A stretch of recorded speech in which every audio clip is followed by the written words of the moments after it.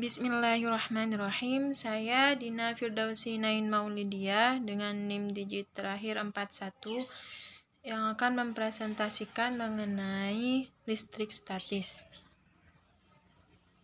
Sebelum kita ke topik pertama yaitu listrik statis, kita perlu mengenali muatan listrik. Jika sebuah benda mengalami kekurangan atau kelebihan elektron, maka benda tersebut dapat dikatakan muatan listrik. Ada dua jenis muatan listrik, yaitu muatan positif dan muatan negatif.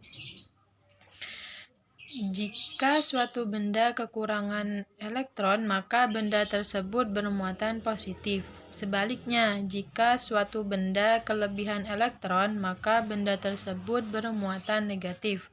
Benda yang mempunyai jumlah muatan negatif sama dengan jumlah muatan positif disebut benda netral. Jadi, dua benda bermuatan listrik didekatkan, maka akan terjadi interaksi antara kedua muatan listrik tersebut, yaitu muatan listrik yang sejenis, maka benda akan saling tolak-menolak, dan muatan listrik yang tidak sejenis, maka benda akan saling tarik-menarik. Contoh dari muatan listrik yaitu penggaris yang digosokkan berulang kali dengan kain wol. Nah, setelah penggaris itu digosokkan pada kain wol, penggaris tersebut akan bermuatan listrik negatif karena muatan elektron dari kain wol berpindah ke penggaris. Setelah bermuatan listrik, muatan tersebut akan diam di dalam benda sehingga muatan listrik tersebut dinamakan muatan listrik statis. Berikutnya yaitu listrik statis. Listrik statis berasal dari bahasa Inggris yaitu electricity. Listrik statis suatu kondisi dari partikel subatomik tertentu seperti elektron dan proton yang mengalir melalui penghantar dalam sebuah rangkaian yang menyebabkan penarikan dan penolakan gaya. Suatu interaksi dari benda-benda yang bermuatan listrik merupakan fenomena fisika yang dinamakan listrik statis. Nah, gejala listrik statis pertama kali ditemukan oleh orang Yunani, yaitu ketika mereka mengamati peristiwa batu yang dapat menarik benda kecil dan ringan. Jika penggaris didekatkan pada potongan kertas kecil, maka potongan kertas tersebut akan tertarik oleh sisir plastik.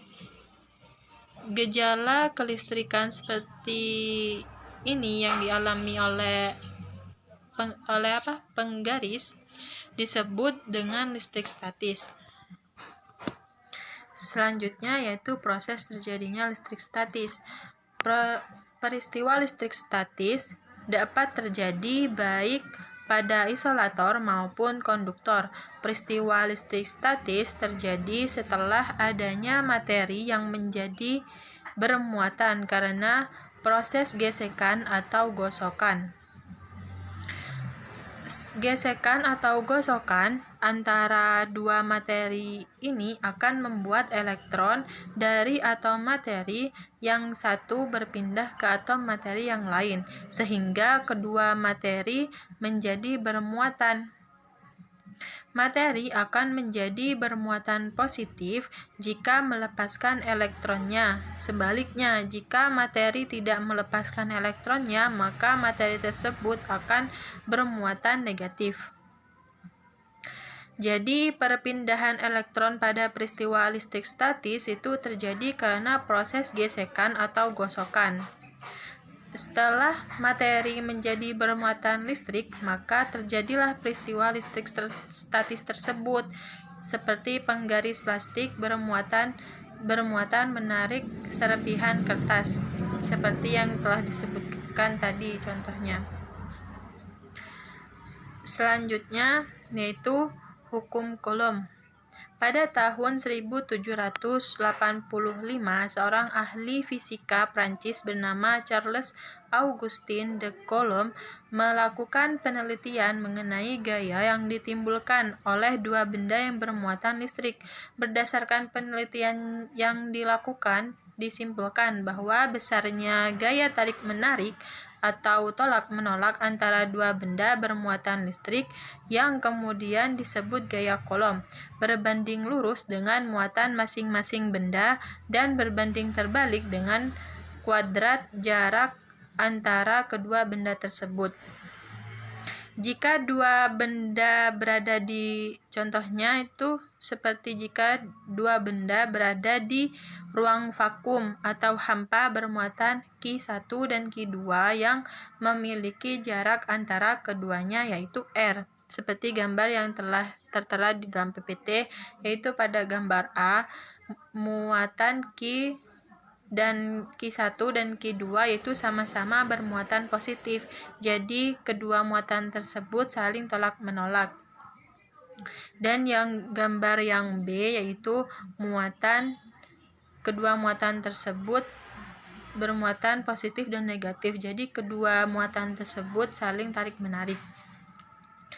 Selanjutnya yaitu rumus pada gaya Coulomb.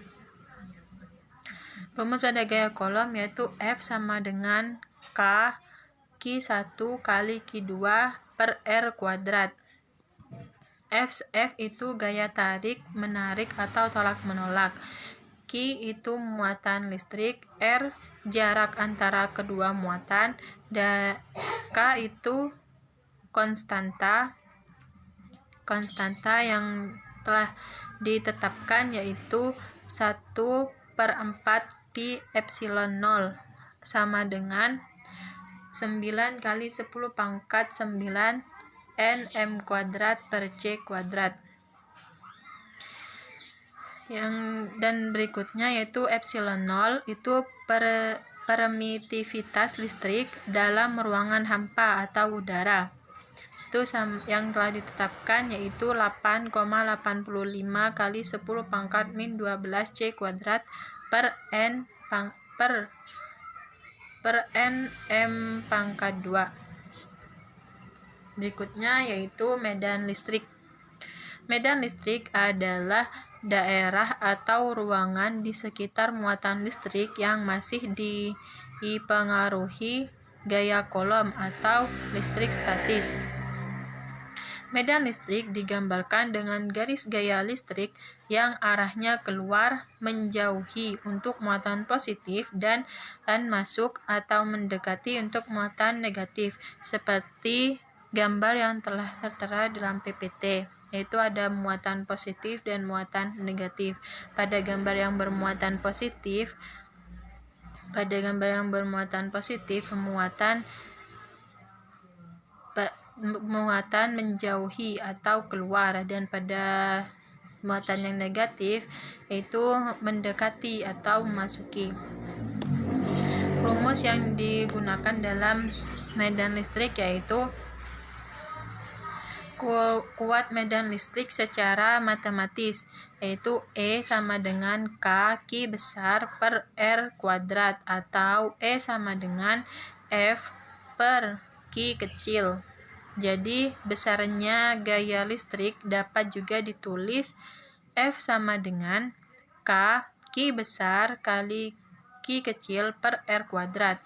E itu kuat medan listrik, F itu gaya Coulomb, Q kecil itu muatan uji, Q besar itu muatan sumber, dan R adalah jarak muatan uji terhadap muatan sumber. Jadi besar gaya listrik juga dapat ditulis jika suatu titik, daerah atau ruang dipengaruhi oleh beberapa medan listrik, maka kuat medan listrik di daerah titik tersebut adalah jumlah dari kuat medan listrik yang dihasilkan oleh tiap muatan sumber. pada titik tersebut dan dapat ditulis dengan E total sama dengan E1 tambah E2 tambah E3 tambah E4 dan seterusnya. Berikutnya yaitu hukum Gauss. Hukum Gauss menjelaskan hubungan flux listrik atau jumlah garis medan yang menembus suatu permukaan tertutup dengan jumlah muatan listrik yang dilindungi oleh permukaan tertutup tersebut. Nah, flux listrik adalah sejumlah garis medan yang menembus tegak lurus suatu bidang yang dinyatakan secara matematisnya yaitu flux listrik sama dengan E kali A. E itu kuat medan listrik, A itu luas bidang yang ditembus, dan flux listrik.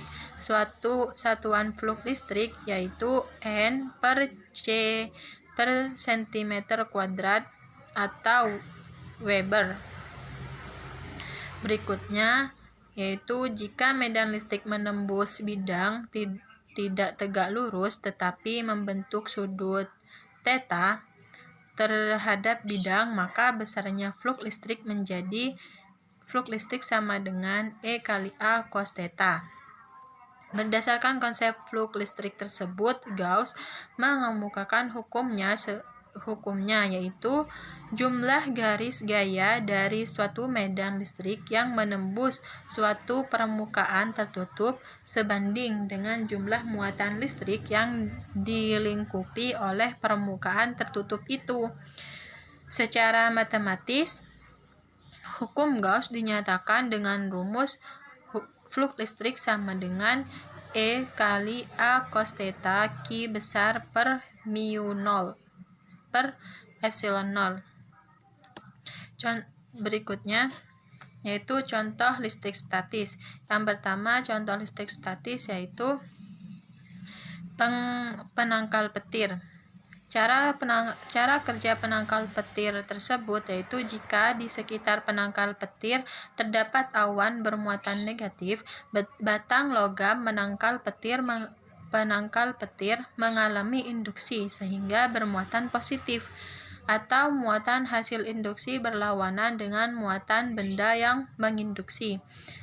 Jika petir menyambar batang logam, muatan negatif petir berpindah ke batang logam dan diteruskan ke bumi melalui kabel penangkal petir. Dan secara bersamaan itu, muatan positif logam meloncat ke awan petir sehingga menjadi netral. Berikutnya yaitu generator Van de Graaff. Generator Van de Graaff menggunakan prinsip listrik statis yang mampu menghasilkan tegangan sangat tinggi, yakni sekitar 20 juta volt, dengan gesekan yang ditimbulkan karet dapat menggerakkan generator. Berikutnya yaitu alat penggumpal asap. Untuk menanggulangi populasi udara dari cerobong asap pabrik, seorang ahli kimia Amerika yang bernama Frederick Gardner Correll membuat alat penggumpal asap yang terdiri dari dua logam yang memiliki muatan yang berlawanan sehingga partikel-partikel asap terinduksi dan terjadi gaya tarik-menarik antara partikel sehingga massa partikel terhambat besar dan membentuk gumpalan hitam yang mudah dibersihkan. Yang terakhir yaitu mesin fotokopi. Mesin fotokopi pertama yang dipasarkan adalah Xerox Corporation pada tahun 1959. dengan memanfaatkan prinsip muatan induksi serta gaya Coulomb. Bagian utama mesin fotokopi ini adalah plat fotokonduksi yang dalam keadaan gelap tidak menghantarkan listrik. Plat baru aktif jika dikenai cahaya. Terima kasih. Terima kasih. Saya tutup. Wassalamualaikum warahmatullahi wabarakatuh.